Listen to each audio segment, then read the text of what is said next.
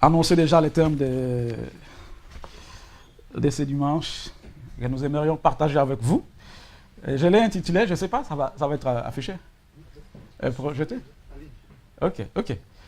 Comment puis-je avoir un impact dans ce monde?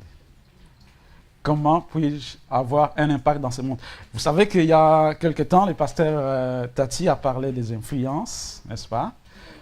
3 sortes d'influences. Des influences charnelles qui peuvent avoir un impact sur notre vie. Des influences mondaines. Le monde exerce une pression sur nous. Également, l'ennemi, c'est le diable, Satan, avec ses démons, exerce également une influence sur nous. Et si nous ne faisons pas attention, nous risquons de perdre notre influence. Et c'est pourquoi, aujourd'hui, j'aimerais juste vous dire comment nous pouvons avoir un impact dans ce monde. Mais avant cela, on va prier. Seigneur, merci. Ta parole est esprit et vie. Viens vivifier, Seigneur, ton peuple. Viens restaurer, revigorer. Viens ranimer la flamme. Il est écrit que tu es celui qui n'éteint pas les luminions qui fument encore. Alors que nous voulons parler de ta part, Seigneur, je prie que ton esprit soit à l'œuvre et ouvre l'intelligence pour comprendre les choses de l'esprit. Bénis ton peuple et utilise ton serviteur. Au nom de Jésus, Amen. Pour commencer, j'aimerais qu'on lise dans Matthieu chapitre 5, versets 13 à 16. Matthieu chapitre 5, versets 13 à 16. Un passage qui va avec les thèmes que j'ai choisis. Un passage qui nous parle de l'influence également.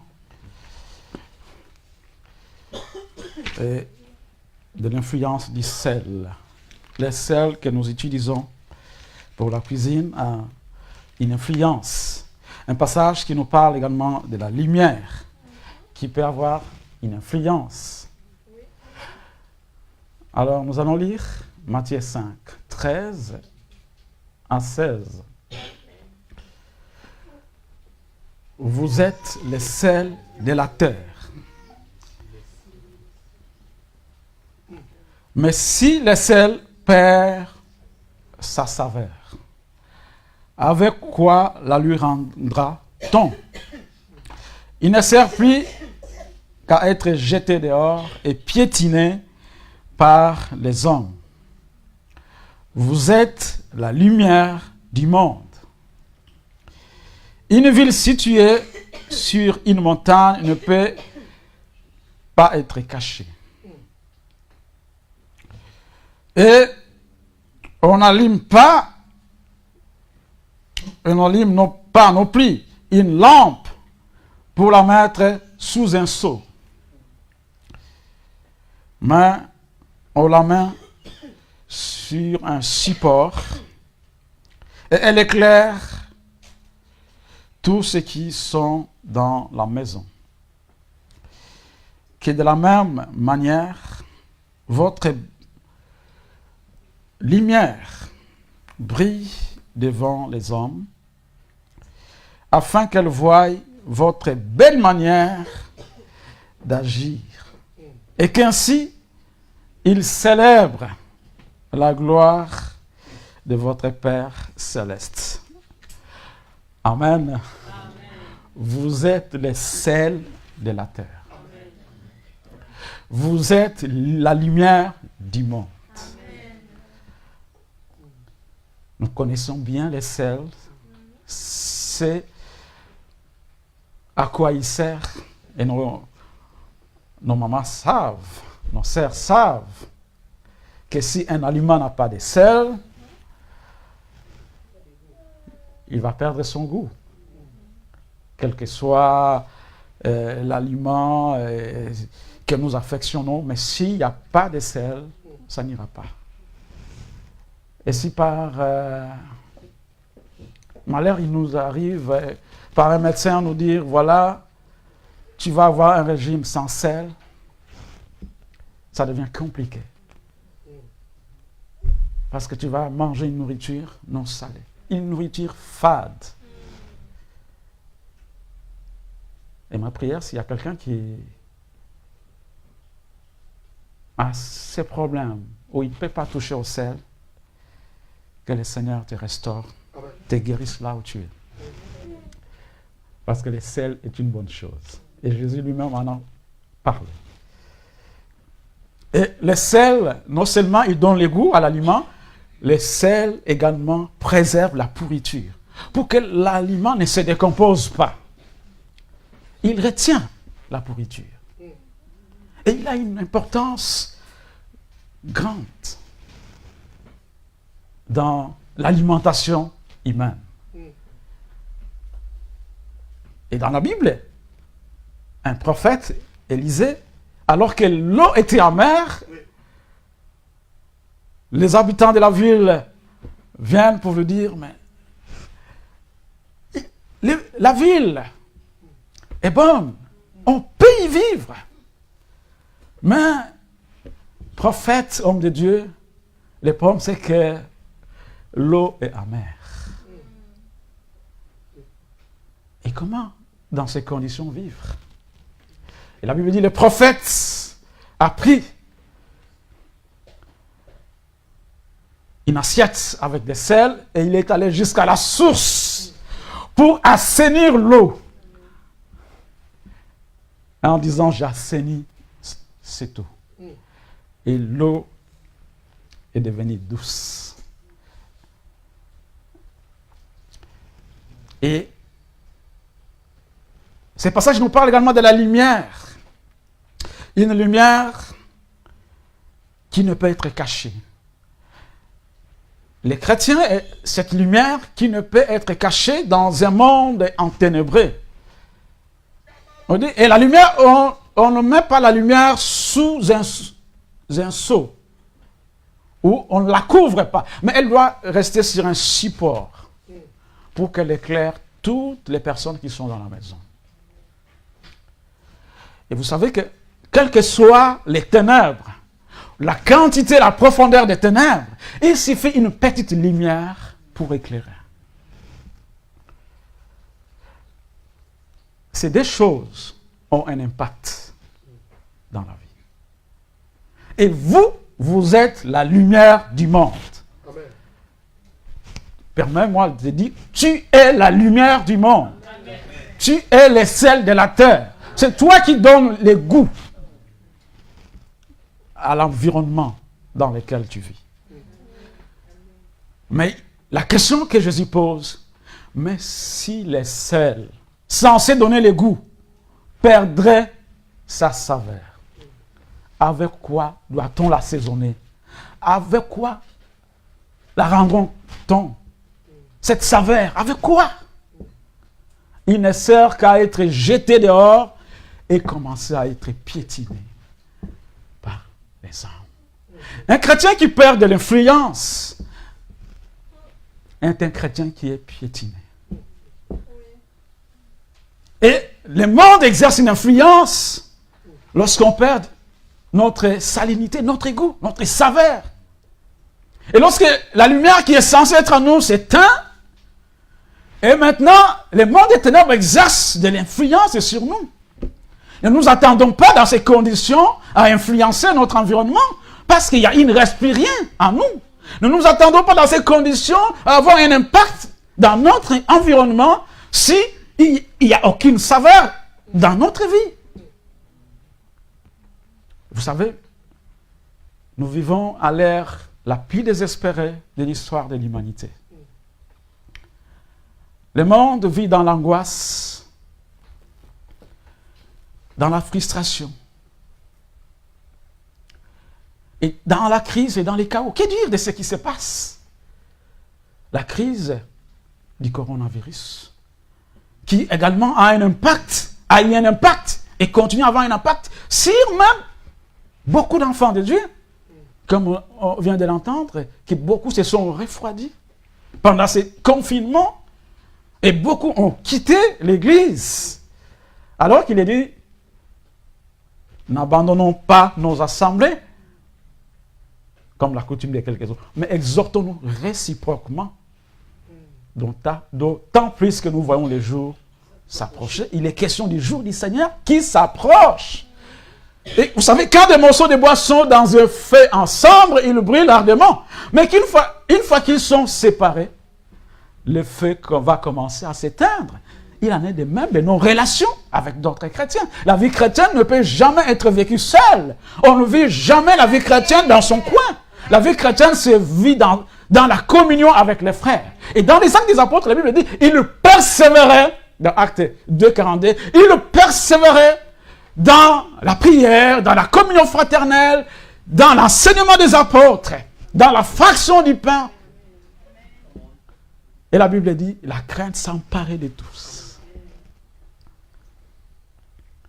Et dans cette situation de chaos, il y a un mot qui décrit bien l'humeur de notre jour, c'est le mot soulèvement. Vous savez qu'il y a soulèvement dans chaque facette de la société, dans chaque pays du monde.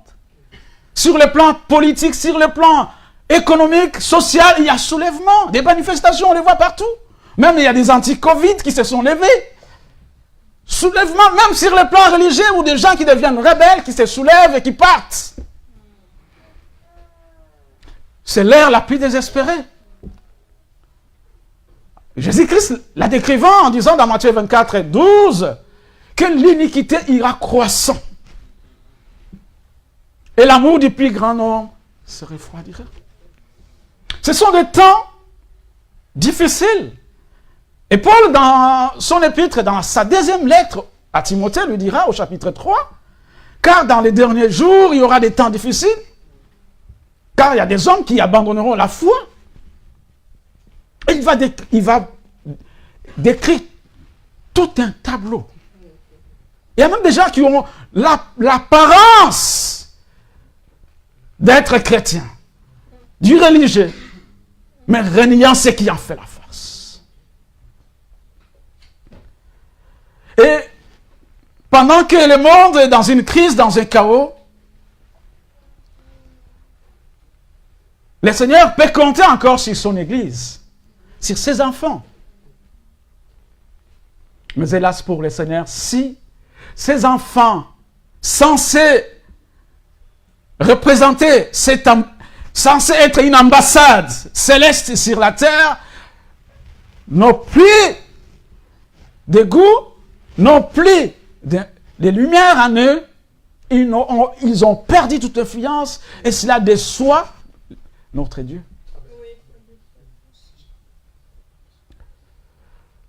Et vous savez, dans cette situation de crise et de chaos, la plupart des chrétiens sont devenus une partie du problème au lieu d'en être la solution. Pourquoi? Parce qu'ils n'ont pas un mode de vie qui attire les autres à désirer connaître le Seigneur.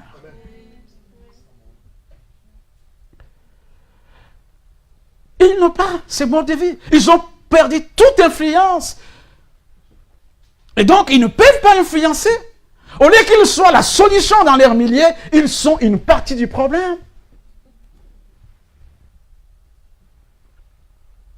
Mais aussi, la plupart des chrétiens ne savent pas s'approprier des ressources spirituelles que Dieu nous a données. Vous savez que dans Ephésiens 1, 3, la Bible dit « Béni soit le Dieu qui nous a bénis de toutes sortes de bénédictions spirituelles dans les lieux célestes. » En devenant enfants de Dieu, nous recevons la capacité de vivre une vie chrétienne parce que nous avons en nous le Saint-Esprit. Et Jésus savait que nous ne pouvions pas vivre la vie chrétienne seuls par nos propres efforts. Et c'est comme ça qu'il a dit dans Jean chapitre 14, que je vous enverrai les consolateurs. L'esprit de vérité.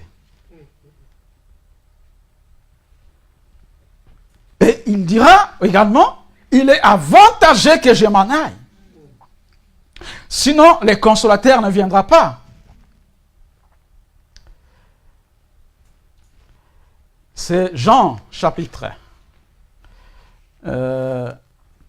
16.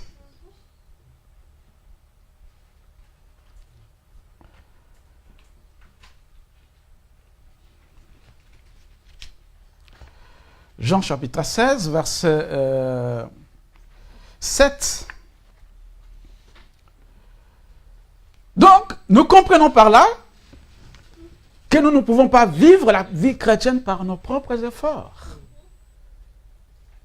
Et il est dit dans Zacharie 4 et 6, ce n'est ni par la force, ni par la puissance, mais c'est par mon esprit, dit l'Éternel. Donc, la vie chrétienne doit être vécue par la puissance du Saint-Esprit, par les Saint-Esprit. Et pourquoi les chrétiens est une partie du problème, on est dans notre solution? Ben, la réponse est claire. C'est parce qu'il cherche à vivre la vie chrétienne selon ses propres forces. Et lorsqu'on veut vivre la vie chrétienne selon ses propres forces, on ne va pas aller loin. À un certain moment, ça va bloquer. Et Paul parle de ça en disant des chrétiens moyens. Dans 1 Corinthiens chapitre 3, verset 1 à 3, il dit, frères, je n'ai pas pu vous parler comme à des hommes spirituels, comme à des enfants en Christ, mais j'ai pu vous parler, excusez-moi, je paraphrase, j'ai pu vous parler comme à des hommes charnels. Du moment où, parmi vous, il y a des disputes, des querelles, ne montrez-vous pas que vous êtes charnels. Et on voit ici que les chrétiens moyens mènent la vie chrétienne par ses propres forces. Ainsi, le chrétien moyen est un chrétien vaincu, qui n'a pas d'influence, qui n'a pas d'impact dans son lieu de travail, il n'a pas d'impact dans sa maison, il n'a pas d'impact dans son environnement. Au lieu d'influencer, il est influencé, il subit. Quelqu'un dit, dis-moi qui tu fréquentes, je te dirai qui tu es. C'est facile de comprendre qui nous sommes. Déjà en voyant ce qui nous entoure, nos intimes. Nos intimes. Mais aussi ce qui sort de notre bouche nous définissent mieux que ce que nous disons. Alléluia. Et les chrétiens moyens vivent dans la frustration, dans la tristesse, à cause du péché, parce qu'il est charnel. Romains 7, 14 à 22, Paul en parle. Si cette volonté de vouloir aller de l'avant, mais il y a une force dans ses membres qui l'empêche d'avancer. Et le chrétien moyen, que j'appelle chrétien charnel, est un chrétien qui subit au lieu d'influencer. Et c'est un chrétien également qui vit dans la défaite spirituelle à cause de l'ignorance. Parce qu'il ignore les grâces que Dieu lui a données. Vous savez, dans 2 Pierre, on peut lire 2 Pierre 1, 3, ce verset est puissant. 2 Pierre 1, 3. Nous avons trouvé 2 Pierre 1, 3. Quelqu'un a trouvé, peut lire? Je lis au nom de Jésus. Amen. 2 Pierre, chapitre 1, verset 3. Comme sa divine puissance nous a donné tout ce qui contribue à la vie et à la piété, au moyen de la connaissance de celui qui nous a appelés par sa propre gloire et par sa vertu. Continue. C'est suffisant. Amen. Sa divine puissance nous a donné tout ce qui contribue à la vie et à la piété. Donc, si nous voulons vivre une vie de piété, une vie sainte, Dieu a mis en nous sa puissance. Et c'est cette puissance qui nous permet de vivre une vie sainte. Ce n'est pas par nos propres efforts. Ce n'est pas en s'enfermant dans un monastère quelque part pour éviter le péché. Mais le péché, il est déjà dans notre cœur, dans nos membres. Il va se manifester. Non, c'est la puissance de Dieu, le Saint-Esprit en nous, qui nous permet de vivre une vie sainte. Et cette puissance se trouve dans chaque enfant de Dieu. C'est l'équipement nécessaire. Vous savez que, alors que les disciples ont vécu 3 ans avec le Seigneur, pendant 3 ans de ministère, il leur a dit qu'il était avantageux qu'ils partent, parce que le consolateur devrait venir. Et dans Luc chapitre 24, verset 49, il leur dira, ne vous éloignez pas de Jérusalem, attendez la promesse du Père. Et dans Acte 1:8, il dira, et vous recevrez une puissance, le Saint-Esprit survenant sur vous, et vous serez mes témoins. Les disciples ne pouvaient pas sortir pour aller quelque part parler de Christ sans avoir été auparavant équipés, revêtus de la puissance. Il fallait attendre. Et ça veut dire que la découverte la plus importante de la vie chrétienne, c'est cette découverte du Saint-Esprit qui nous permet de vivre la vie chrétienne dans la puissance de Dieu. Pas par notre force. Je connais beaucoup de religieux qui ont commencé à servir Dieu et qui, d'un jour à l'autre, ont fini. Vous en connaissez peut-être. Sœur, pourquoi tu ne pries pas? Ne me parlez plus de cette affaire de Dieu. C'était un religieux. C'est un religieux. Parce que la Bible dit, qui nous séparera de l'amour de Dieu? Je ne vois pas quelqu'un en qui Christ habite, où le Saint-Esprit agit. Je ne le vois pas à un certain moment perdre la foi et retourner dans les choses du monde. Oui, c'est vrai qu'en péchant, on peut attrister le Saint-Esprit, mais le Saint-Esprit en toi va t'interpeller quelque part. Il dit, ce n'est pas la vie que tu dois mener. Ce n'est pas la vie d'un citoyen céleste. Ce n'est pas la vie d'un ambassadeur. Ce n'est pas la vie d'une ambassadrice du Christ, censé appeler à réconcilier les hommes avec Dieu. Savez-vous que nous sommes des ambassadeurs du Christ? Et que Dieu réconcilie le monde par nous? Hein? 2 Corinthiens 5, 19 à 21. Nous sommes des ambassadeurs de Christ. Et c'est par nous que Dieu doit réconcilier les gens qui ne les connaissent pas. La mission, elle est noble. Elle demande une responsabilité. Mais c'est comme ça que Jésus-Christ a dit, le Saint-Esprit viendra sur vous. Et il sera en vous. Et avec vous. Il vous annoncera toutes choses. Il vous révélera toutes choses. Il prendra de tout ce qui est à moi, de ce qui est à moi, et il vous l'annoncera. Et quand il vient, le Saint-Esprit, il donne des directives, il donne des révélations, il parle. Et plus que cela, il va même jusqu'à t'équiper pour que tu puisses servir le Seigneur. Les dons du Saint-Esprit sont là. Dans 1 Corinthiens 12, les 9 dons du Saint-Esprit viennent juste pour te donner un équipement afin que tu puisses servir le Seigneur. Et le Saint-Esprit est disponible pour n'importe qui.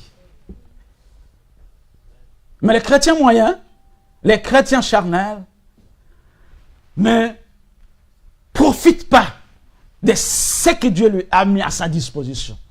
Il ne saisit pas à cause de l'ignorance. Il y a à l'ouest des États-Unis, à l'ouest plutôt, je voulais parler du Texas, aux États-Unis, un champ connu sous le nom de Yates. Un champ pétrolier connu sous le nom de Yates. En fait, Yates, c'est un monsieur qui avait une ferme, qui élevait ses moutons. Et ces fermiers du nom de M. Yates avaient beaucoup de problèmes. Il avait des dettes et il ne gagnait plus assez d'argent pour faire face à ses dettes. Et il était menacé de vendre sa ferme, de perdre sa ferme. Puis arriva un jour une équipe de spécialistes en sismographie, des gens qui sondent la terre pour voir s'il y a des gisements, s'il y a des richesses. Une équipe de spécialistes sillonne la zone et remarque que dans la zone, la propriété, les domaines de M. Yates, cette terre est riche en pétrole. Alors, ils ont informé M. Yates que ta terre serait riche en pétrole. Alors, après avoir fait un sondage à 300 mètres de terre, ils vont découvrir un gisement qui pouvait sortir 80 000 barils de pétrole par jour. Et d'autres puits pouvaient donner les doubles de 80 000 barils par jour. Et tout cela appartenait à M. Yates. Il ne le savait pas. Et il voulait vendre sa ferme parce qu'il était rempli de dettes. Et 50 ans plus tard,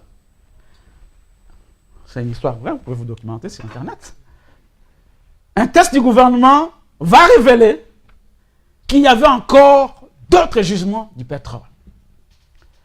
Et après avoir fait un test sur un puits, on a eu environ 128 000 barils de pétrole par jour.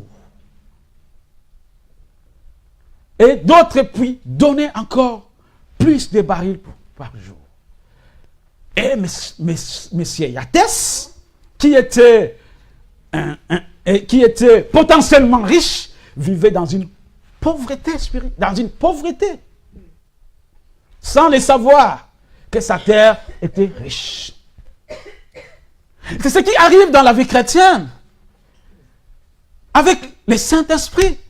Dieu a mis des ressources spirituelles, des ressources surnaturelles que le chrétien peut s'approprier par la foi et vivre une vie chrétienne victorieuse, mais il vit dans une pauvreté auto-imposée parce qu'il manque de connaissances, il a l'ignorance, il ignore les ressources qui sont les siennes. Et il vit une vie chrétienne stérile et pauvre. Et il ne peut pas influencer. Il ne peut pas impacter. Alors je vais rapidement vous donner comment, pour répondre à notre question, comment puis-je avoir un impact dans ce monde? Comment puis-je avoir un impact dans ce monde? On a déjà entendu tout à l'heure, la première chose, tu dois avoir soif, faim et soif. La soif. Un désir ardent. Jean 7. Jean 7, on va lire Jean 7, 37 à 39. Jean 7, 37 à 39.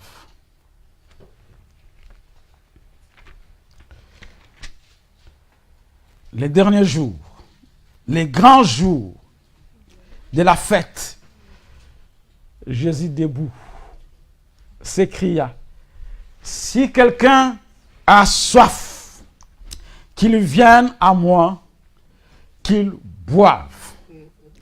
Celui qui croit à moi, des fleuves d'eau vive couleront de son sein. comme l'a dit l'Écriture. Il dit de cela à propos de l'Esprit, que devaient recevoir ceux qui croiraient en lui. En effet, l'Esprit Saint n'avait pas encore été donné, parce que Jésus n'avait pas encore été élevé dans la gloire ou glorifié. Mais déjà, depuis les jours de la Pentecôte, le Saint-Esprit est venu. Il n'y a pas un autre esprit qu'on doit attendre. Comme les disciples des gens, il dit, nous n'avons jamais entendu parler dans Acte 19, nous n'avons jamais entendu parler qu'il existe un esprit saint. Ils étaient des disciples des gens. Ils avaient connu simplement les baptêmes des gens. Mais ici, Jésus dit, la soif.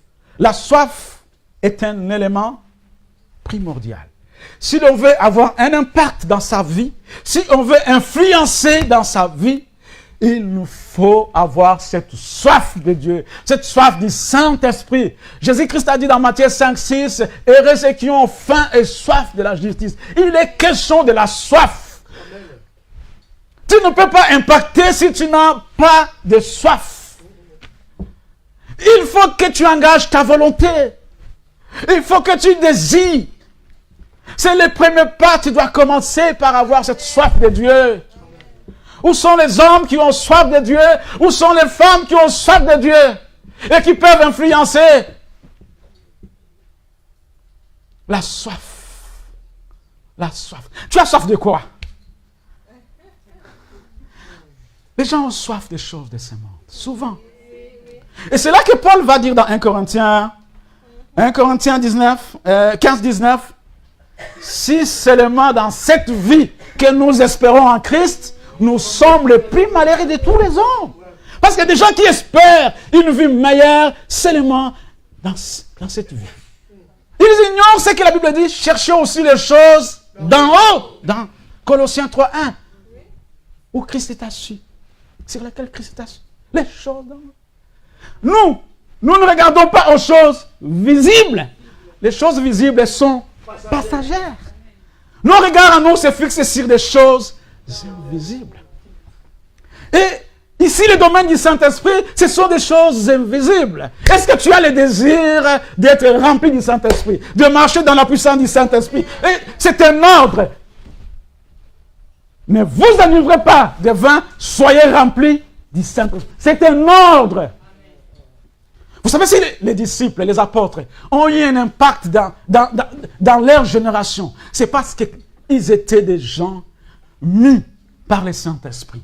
Au point où, dans Actes 17:6, on pouvait dire, ces gens qui ont bouleversé le monde sont venus encore chez nous. C'est qui vont encore bouleverser notre ville ici.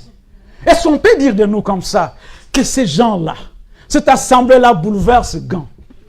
Que cette sœur-là, quand elle rentre dans son milieu professionnel, dans son lieu de travail, elle bouleverse.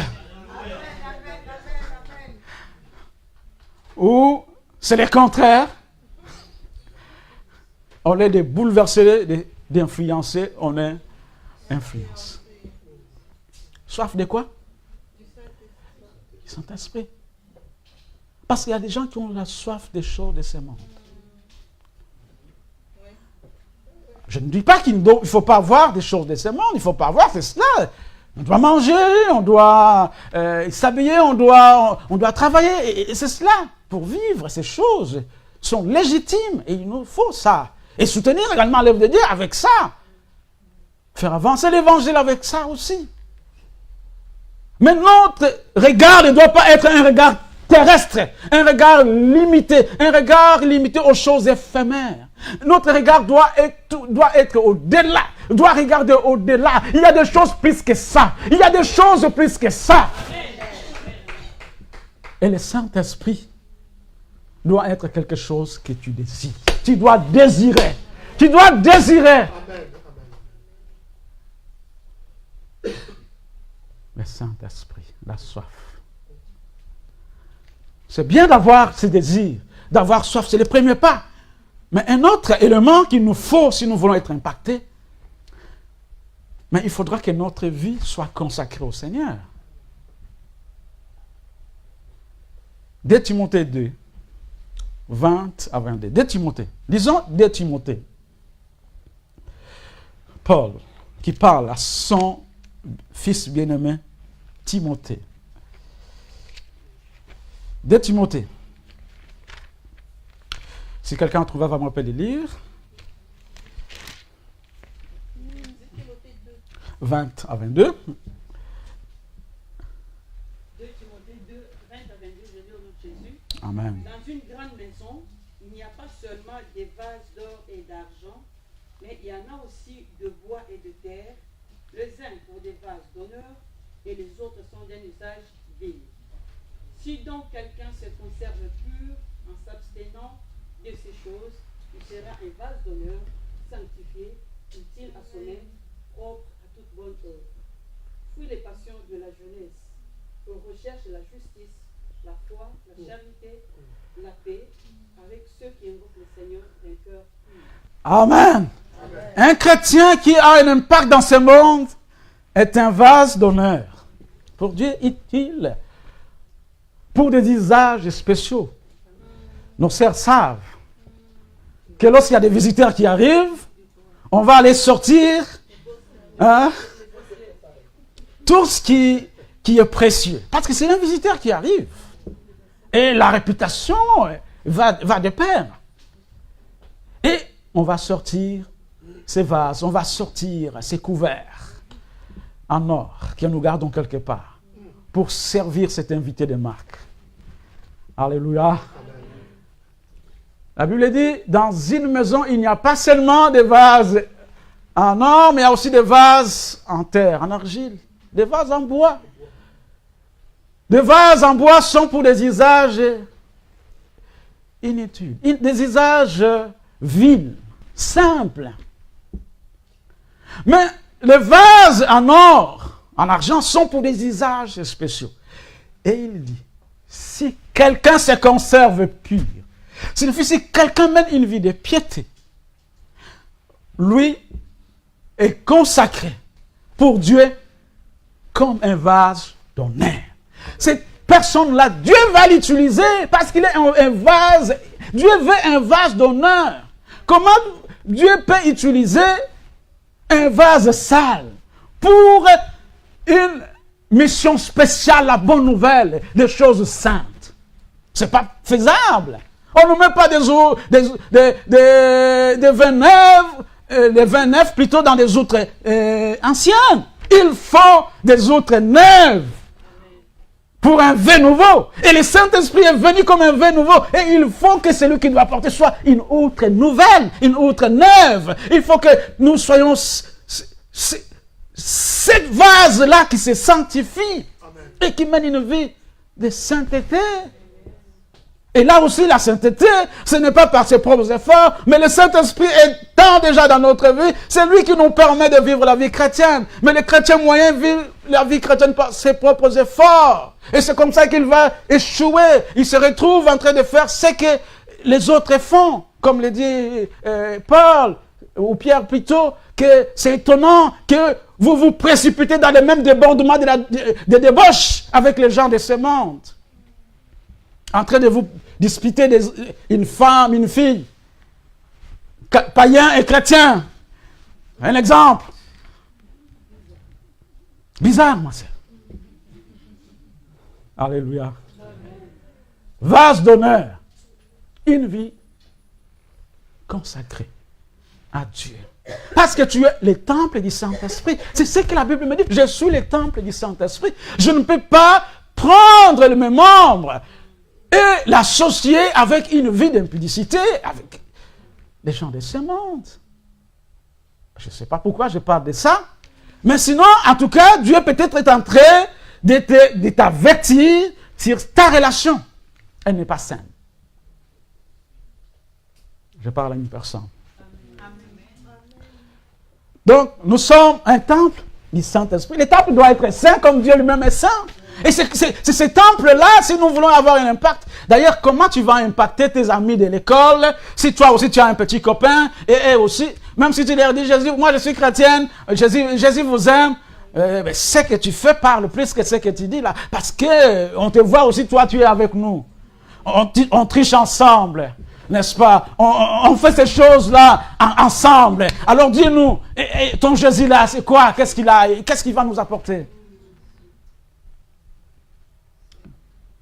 Chrétien moyen.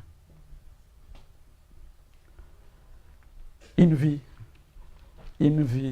de consécration. Je vais encore ajouter un élément. Une vie d'intimité. Ça ne suffit pas de vivre une vie de consécration. Mais tout à l'heure, on a entendu qu'il nous faut une vie d'intimité avec Dieu. Dans le psaume 27, verset 4, le psalmiste désire la présence de Dieu. Ta présence. Il a soif de Dieu. Il veut désirer la présence de Dieu. Et ça doit être un désir en nous qui nous motive de passer du temps avec Dieu pour recevoir des téléchargements spirituels afin de vivre une vie chrétienne victorieuse. Pour recevoir des directives de la part de Dieu afin d'avoir un impact.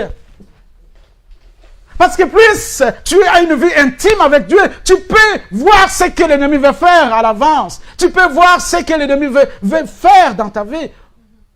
Tu peux prévenir des choses. Et c'est là que les dons du Saint-Esprit viennent nous aider.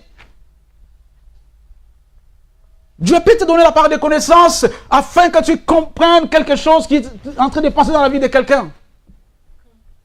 Et qui va t'aider à déclencher la puissance de Dieu en annonçant l'évangile.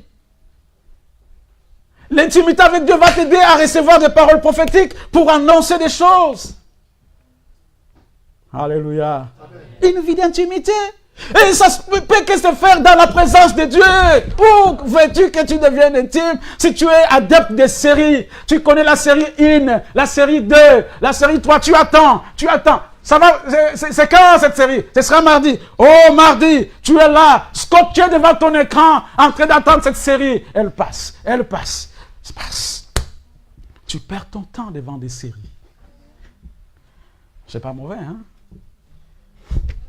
Mais je me dis que tu investis plus où? Tu veux avoir un impact, mais tu dois investir. Et dans l'intimité avec Dieu, vous savez que quand on passe du temps avec Dieu, il y a quelque chose qui change en nous.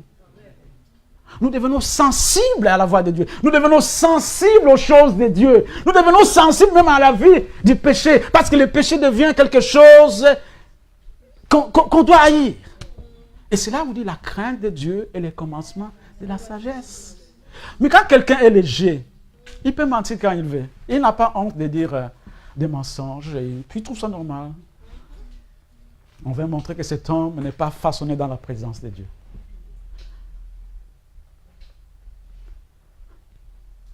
J'ai une bonne nouvelle pour toi. C'est faisable. L'intimité est faisable avec Dieu. Il suffit de les désirer. Il suffit de te donner. Et Dieu, il n'a pas de chouchou. Il n'a pas de favoris. Quiconque a soif, quiconque les cherche, il les trouve.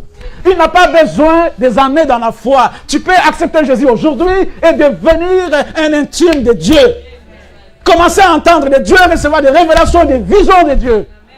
Et impacter ton environnement. Qu'un monsieur qui a fait 30 ans dans l'église, mais il a encore ABC des choses qu'il ne sait même pas comment prier. Vous savez, même dans la prière. Dans la prière, Romains 8, 26, la Bible dit, le Saint-Esprit intercède par des soupirs inexprimables. Parce que c'est selon Dieu qu'il intercède. Il connaît la pensée de Dieu. Et lorsque nous prions par le Saint-Esprit, lui qui connaît la pensée de Dieu va nous aider à bien prier. Et c'est cela qui sert des fois la prière en langue. N'est-ce pas? Oh, ça c'est un cadeau merveilleux. Paul dit, je prie en langue plus que vous tous. Ça veut dire que dans la vie secrète de Paul, donc il ne pouvait pas être peut-être, je ne sais pas, beaucoup de temps en train de prier en langue. Parce que la Bible dit dans 1 Corinthiens 14 que celui qui prie en langue s'édifie. Il dit des merveilles à Dieu qui ne comprend pas. Tu fais des téléchargements spirituels. Et tu reçois, tu recharges tes batteries spirituelles. Et tu deviens fort. Il y a des gens qui ont reçu les parler en langue parce qu'ils ont été baptisés du Saint-Esprit. Alors il a été content les premiers jours après. Il a mis ça de côté. Alors que j'ai vu des sœurs qui pleurent. J'aimerais que le Saint-Esprit me touche, mais visite-moi aussi. Qu'est-ce qui se passe dans ma vie? Et ceux qui ont reçu ces dons, qui les négligent et vivent comme si de rien n'était. Et on commence à forcer dans la prière. D'ailleurs, quand on entre dans la prière, puisqu'on a l'intimité avec Dieu, on n'a pas de choses à chercher. Et le Saint-Esprit va commencer à t'amener dans des directions. Recevoir des directives, des révélations. Tu peux avoir un impact. Tu peux vivre à côté des sorciers dans une ville infestée des hommes, des incrédules. Mais plus que tu marches avec le Saint-Esprit, tu peux avoir un impact. Ta présence seulement peut empêcher la pourriture, peut empêcher des choses de se faire dans ta vie, ou dans ta maison, ou dans tes enfants. Parce que ta présence est le ointe, ta présence. Tu marches avec Dieu. C'est tout un cortège céleste qui est avec toi. Et même les anges sont au service de ses enfants. Et Dieu mobilise des fois des anges pour nous garder et nous protéger des accidents. Et c'est dans l'intimité avec Dieu qu'il nous faut comprendre ces choses. Ma prière que ma soeur, mon frère, que tu désires cette intimité avec Dieu. Comment impacter? On va en finir parce que j'aimerais compris. Mais il faut impacter, je prends un troisième élément, par notre témoignage. Romains 1. Romains 1, 15. Et 16. Romains, chapitre Romains. En effet, je n'ai pas honte de l'évangile de Christ. C'est la puissance de Dieu pour le salut de tout homme qui croit. Des Juifs d'abord, mais aussi des non-juifs. Au verset 15, il a dit, « Ainsi, j'ai un vif désir de vous annoncer aussi l'évangile à vous qui êtes à Rome. » Et c'est comme ça, il enchaîne, « Je n'ai point honte de l'évangile, car c'est la puissance de Dieu pour le salut de quiconque croit. » L'évangile est une puissance. C'est cet évangile qui transforme les cœurs. D'un homme orgueilleux, il devient humble. Parce qu'il a été visité par l'évangile. D'un homme avare, mais un homme généreux. Parce que l'évangile est passé même dans sa poche. Vous savez que même les poches doivent être converties. Oui, parce qu'il y a des gens qui ne veulent pas donner. Ou qui n'aiment pas donner du tout. Il dit, je donne à ceux qui travaillent, je vais donner au pasteur. Je vais donner tout ça. Non, ils préfèrent aller au restaurant, chaque week-end. C'est bien ces choses. Mais, quelle est la différence? C'est pas mauvais. C'est bien de se faire plaisir. Mais les hommes de ce monde, ils font ça tout le temps. Et nous faisons aussi ça tout le temps. Quand est-ce que nous allons investir dans le royaume de Dieu? Quand est-ce que nous allons investir dans des choses qui disent, il y a des choses qui vont s'arrêter seulement ici sur terre. Mais il y a d'autres qui ont un impact même dans l'éternité. Désolé. Qui ont un impact dans l'éternité. Il y a des choses qui ne vont pas traverser le ciel, qui vont s'arrêter seulement ici. Mais il y a d'autres qui iront jusqu'au-delà. Et l'annonce de l'évangile amène des répercussions juste dans l'éternité. Tu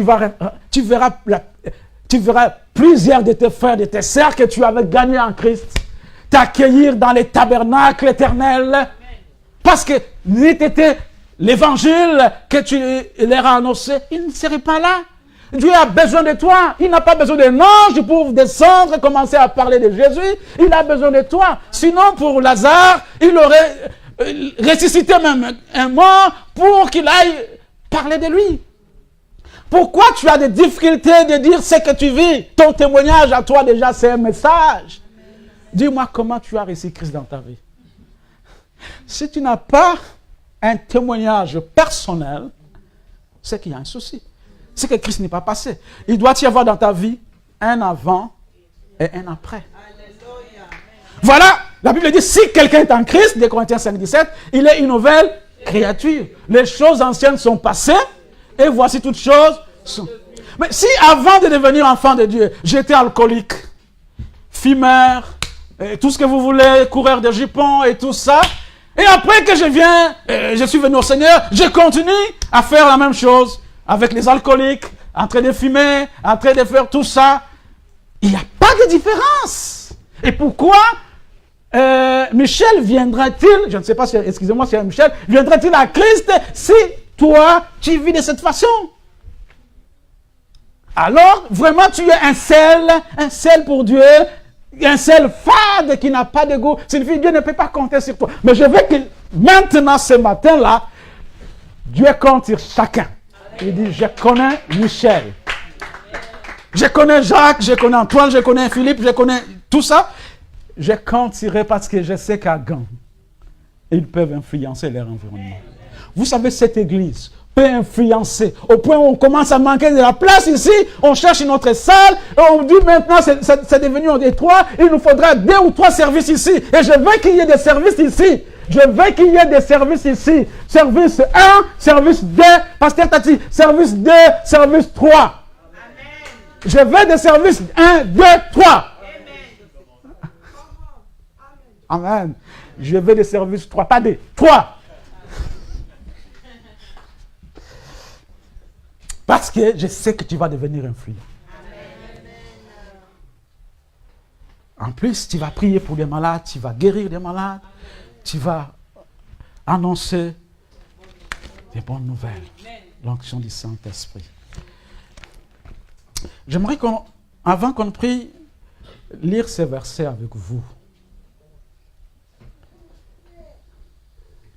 Alors, la sœur qui nous aide peut nous lire Marc 9, 50. Marc 9, 50. Et après, on va prier. Marc 9, 50. Mais j'aimerais déjà que nous puissions être dans un esprit de recueillement par rapport à notre impact. Tu peux te poser la question, est-ce que j'ai un impact moi? Ai-je un impact dans ce monde? Lisons Marc. Marc 9, 50. Je lis au nom de Jésus. Le sel est une bonne chose. Amen. Si le sel devient sans saveur, avec quoi l'assaisonnerez-vous? Amen. Amen. C'est tout? 51. Ayez du sel en vous-même et soyez en paix les uns avec les autres. Amen. Amen. Le sel est une bonne chose.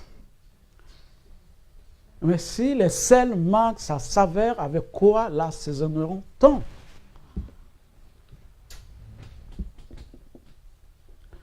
Et Jésus d'ajouter, ayez du sel en vous.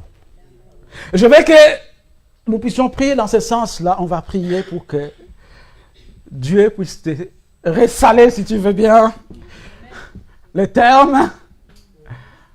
Que le Saint-Esprit puisse te ressaler. Parce qu'il doit avoir du sel. Partout où tu dois passer, tu dois laisser des traces. Par ta vie, par ton témoignage. Le sel est une bonne chose. Est-ce qu'on peut nous donner un cantique? Alors que nous sommes en train de nous recueillir. Ai-je du sel? Ce matin, j'aimerais entendre celui qui veut, Seigneur, j'ai besoin que tu me